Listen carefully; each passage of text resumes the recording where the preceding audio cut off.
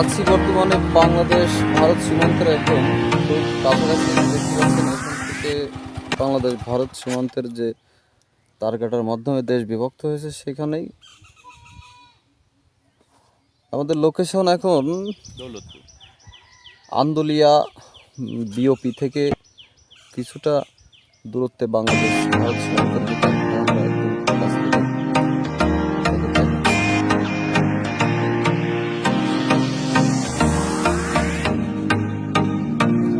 এই পাশে বাংলাদেশ আর এই তারকাটা পার হলেই ভারত।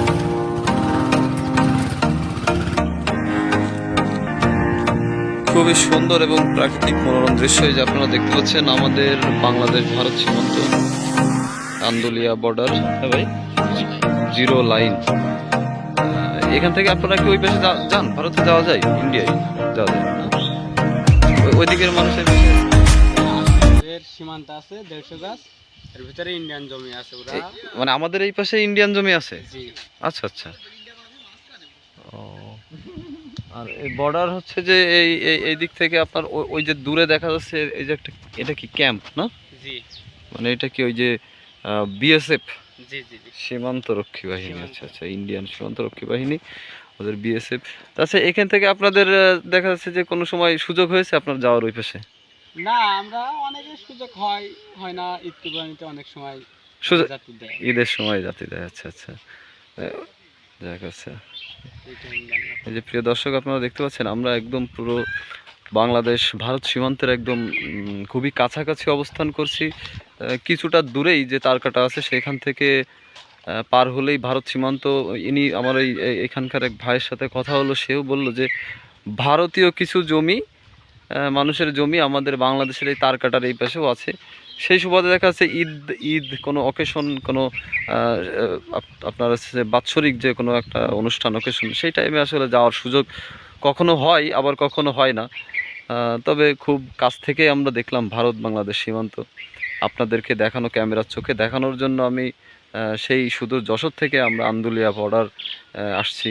ভাইয়ের সাথে কথা হলো, ভাই খুব কাছে থেকে ইন্ডিয়ার, ভাইয়ের সাথে কথা বলে অনেক ভালো লাগলো। তো ভাই, আপনাকে অনেক অনেক ধন্যবাদ।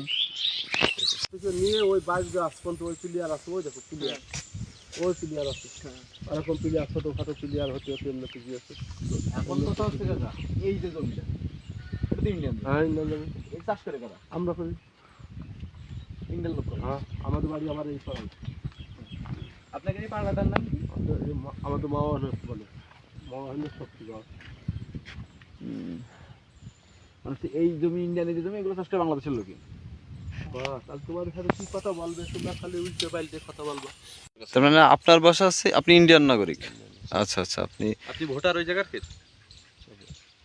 আপনার বাসা কোনটি? ওইটা তাহলে এইটা হচ্ছে ইন্ডিয়া পাড়া, এইটাই বলে ইন্ডিয়া পাড়া। দৌলতপুরের পরে ইন্ডিয়া। তার মানে আমরা এখন অবস্থান করতেছি ইন্ডিয়া পাড়া, ইন্ডিয়ার ভিতরে? না না, তোমরা বাংলাদেশের ভিতরে আছো। ইন্ডিয়া পাড়া, এটা হচ্ছে ইন্ডিয়া ইন্ডিয়া পাড়া। পাড়া। ওই যে পাড়া, ওটা ওটা হচ্ছে ইন্ডিয়া পাড়া। ওটা কি নাম জানো? ওখানে যে মেন প্লেয়ার করে, যে প্লেয়ার দেখলে না, একটা বড় বিটেল আছে। হ্যাঁ আছে তো? হ্যাঁ। এই ব্রিটিশ করে একটা প্লেয়ার আছে। হুম। ওইটা ঢুকেছে ওই দিকটা, বুঝছো? আচ্ছা আচ্ছা। আর এইটা হচ্ছে যেটা কলসের পাশে গেলাম, হ্যাঁ। এই খোলটা সেইটাই, বুঝতে পেরেছো? মানে কিছু দাগ আছে, এই তার কারণে কোন 300 গাছ বাদ দিয়ে, কিন্তু এই গোল বলে, যদি বলে এই সেই তারটা দেখো, এই মাঠ, এই দেখো সামনে তো মাঠ। তো মানে আপনারা চাইলে তো তার কাটা পারা যেতে পারে। কোনো সমস্যা নেই। দিয়ে সেটা কাঠ আছে, কার্ড আছে। গেটটা কই?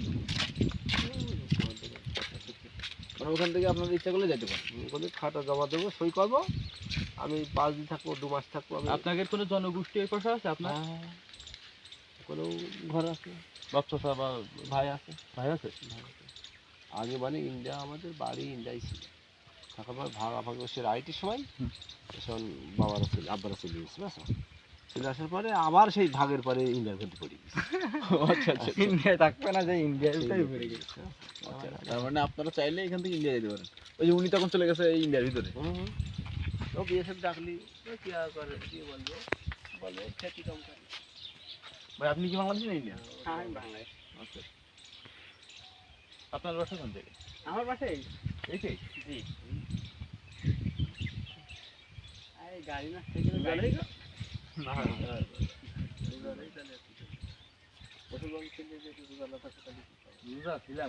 তাহলে আপনি তো ইন্ডিয়ায় যাতায়াত করেন, এখান থেকে ইন্ডিয়ান বাজার কত দূর?